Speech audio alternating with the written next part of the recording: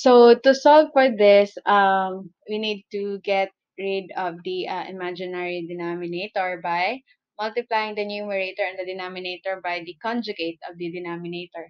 That means we multiply the numerator, which is 3, and the denominator, which is 4 plus 1, with the conjugate of the denominator, which is 4 minus 1.